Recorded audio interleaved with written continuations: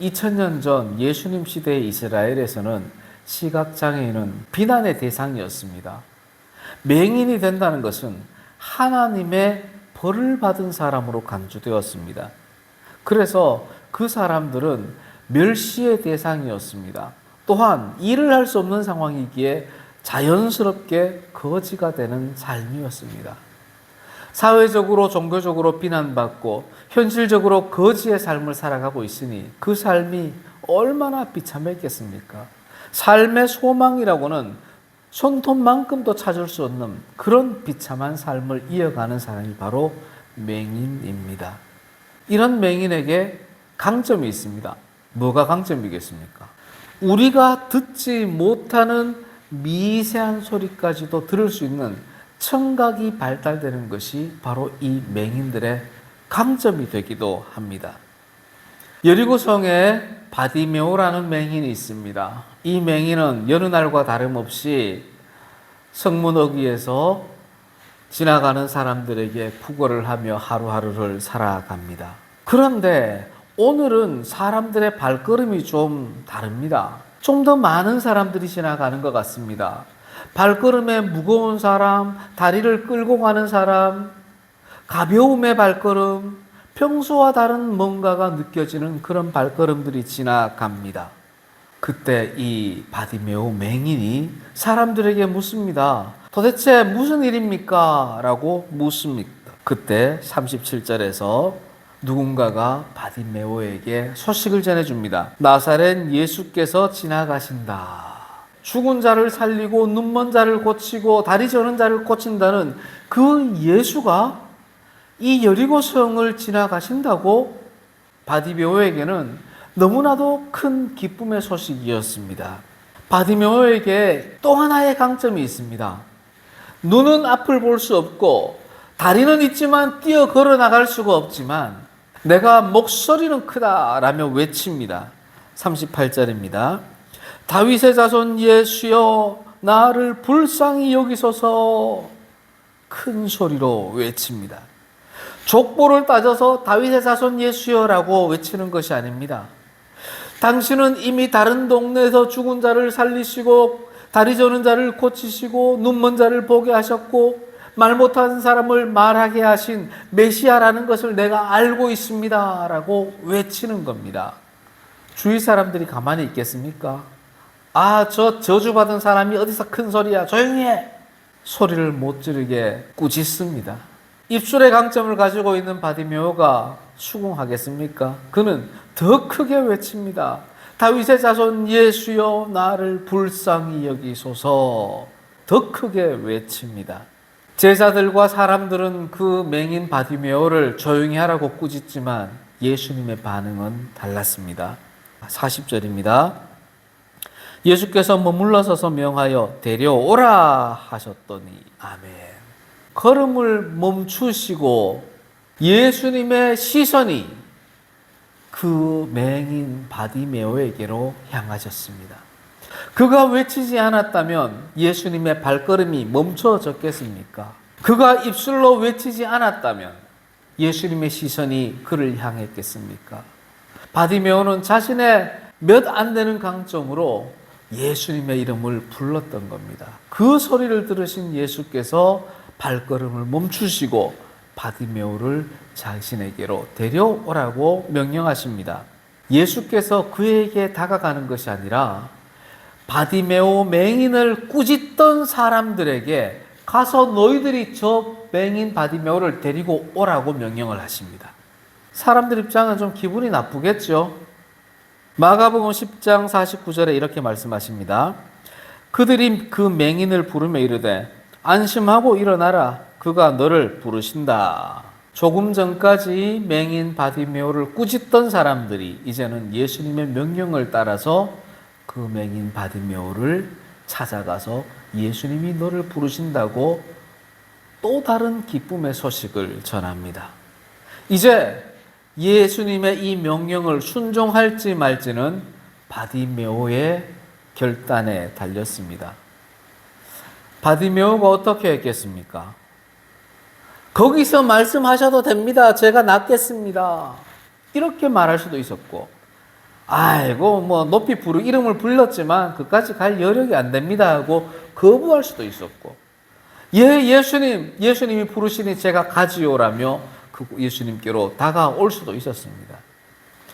바디메오는 예수님께 한 걸음에 일어나 다가갑니다. 여기까지 나아온 것만으로도 큰 은혜이긴 하지만 예수님은 거기서 만족하지 않으십니다. 주님은 더 많은 것을 원하십니다. 예수께서 질문합니다. 41절입니다. 너에게 무엇을 하여 주기를 원하느냐? 예수님께서는 지금 바디메오를 테스트하는 겁니다.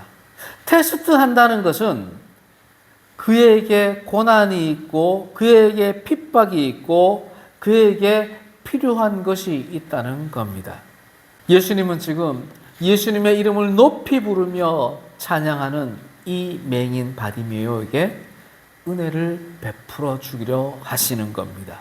보통의 사람이라면, 상식적인 사람이라면, 예수님이 뭐 내 눈을 고쳐주겠나, 의사도 아닌데 뭐 금덩이 하나 달라고 해보자. 예수님, 제가 눈이 안 보여서 맨날 구걸하고 사는데 구걸하지 않도록 금덩어리 하나 주십시오. 이게 가장 일반적인 요구사항일 겁니다. 재물을 구하는 것이 상식적인 요구일 겁니다. 여러분은 어떻게 하겠습니까? 성경을 알고 있으니까 보기를 원합니다 라고 말하겠지만, 여러분의 일상 속에서 몸이 아플 때, 금전적인 고난이 있을 때, 마음의 아픔이 있을 때, 세상에 시련이 있을 때, 직장에서의 어려움이 있을 때 예수님 보기를 원합니다라고 고백할 수 있습니까? 이 바디메오는 우리가 생각했던 그 이상의 답변을 합니다. 주여, 보기를 원합니다. 예수께서는 이 맹인의 간구를 들으시고 칭찬해 주십니다. 보기를 원한다고 했는데 그게 무슨 칭찬이냐? 세상 사람들은, 상식적인 사람들은 금덩이를 원할 텐데 너는 나의 능력을 믿고 보기를 원한다고 간구하는 것은 나에 대한 믿음이 있다는 것을 예수께서 인정해 주시는 겁니다. 그러면서 42절에 이렇게 말씀하십니다. 네 믿음이 너를 구원하였느니라. 아멘. 예수님은 바디메오의 보기를 원하나이다 이 간구를 믿음의 표현으로 인정해 주셨습니다.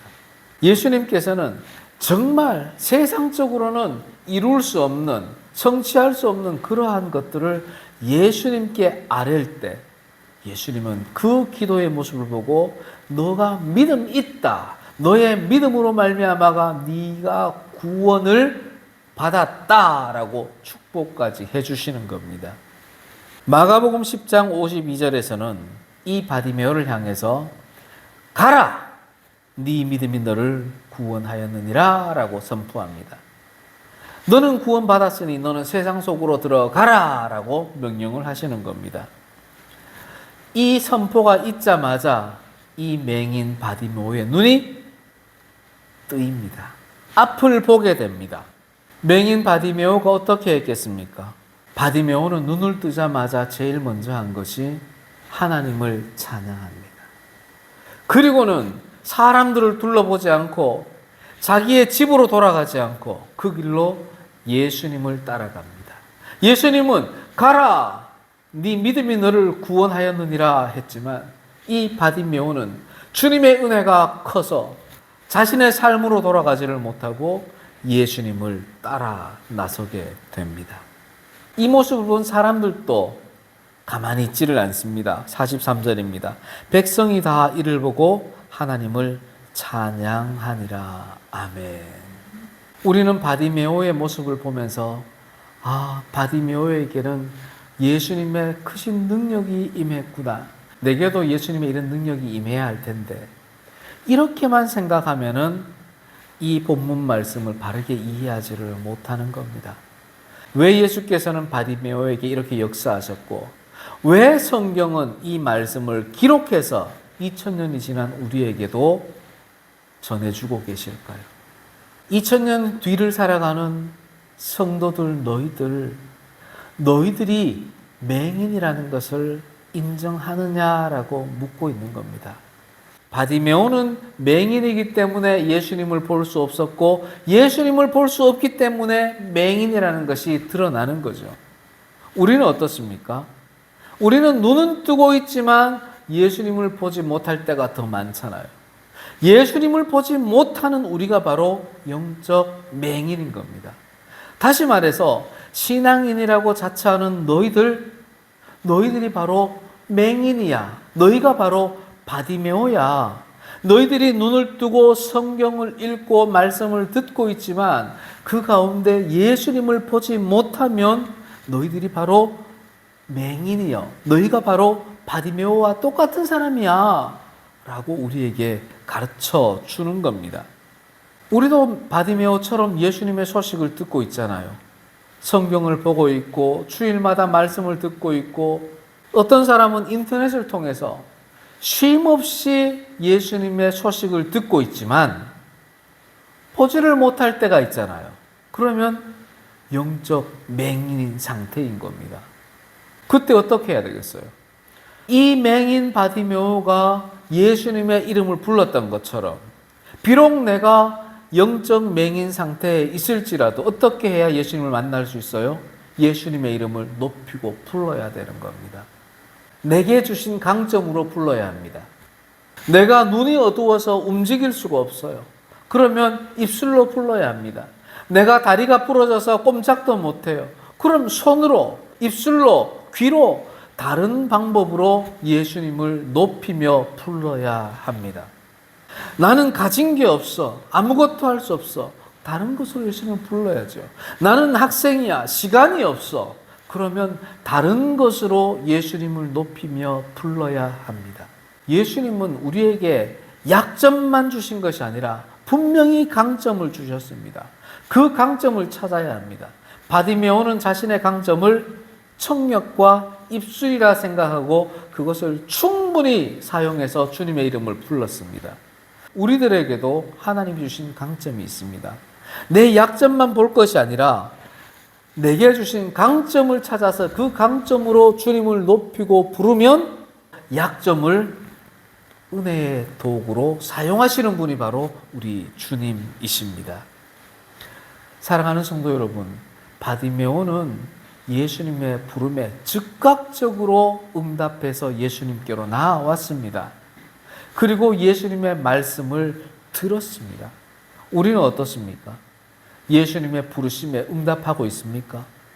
예배당에 나오신 저와 여러분은 1차적으로 응답한 사람들입니다. 이제 2차, 3차 응답을 해야 됩니다. 다시 말해서 예수님은 불러 모은 사람들에게 또 다른 말씀을 선포하시는 분이 예수님이십니다. 예수님은 지금도 바디메오 사건을 통해서 여러분 각자에게 필요한 말씀으로 질문하고 테스트하고 은혜를 베풀어 주려 하십니다. 사랑하는 성도 여러분, 주님의 부르심에 응답하고 주님의 부르심에 순종해야 합니다.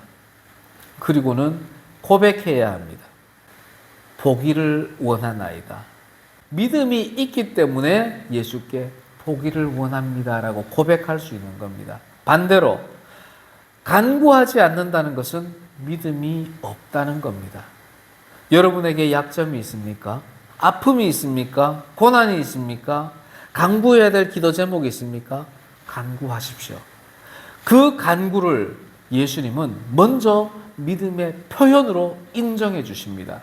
하나님의 은혜는 그 다음에 이루어지는 겁니다.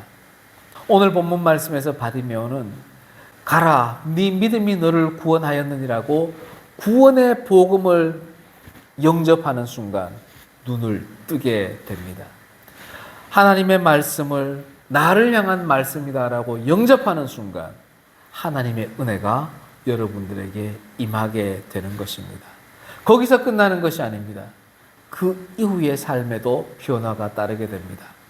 본문의 바디메오는 그 길로 예수님을 따르는 제자가 됩니다. 또 어떤 사람들은 자기 삶으로 돌아가 삶에서 예수 그리스도의 복음을 전하게 됩니다. 신앙인의 삶은 결코 만만하지 않습니다. 세상 사람들은 세상의 법과 윤리와 도덕을 지키면서 살아가면 되지만 우리 그리스도인들은 그것도 지켜야 되고 하나님의 말씀도 지켜야 합니다. 그 가운데에 세상 사람들은 체험하지 못하는 사탄의 유혹과 세상의 고난을 우리는 추가로 더 체험하고 살아가고 있습니다. 세상 사람들보다 더 약함을 체험하며 살아가는 것이 우리 그리스도인들입니다. 주님은 우리의 그 약함을 다 알고 계십니다. 그 약함을 주님께서는 은혜의 도구로 사용하시려 기다리고 계십니다. 그 약한 면이 있는 반면에 우리 각자에게 주신 그 강점으로 하나님의 이름을 높이면 우리 주님께서는 우리에게 있는 그 약점을 강점으로 만들어 주시는 은혜를 베풀어 주십니다. 사랑하는 성도 여러분, 지금 인생에 약함이 있습니까? 지금 인생에 고난이 있습니까? 아픔이 있습니까? 그 약점들을 하나님께서 그냥 두고 보지 않으십니다.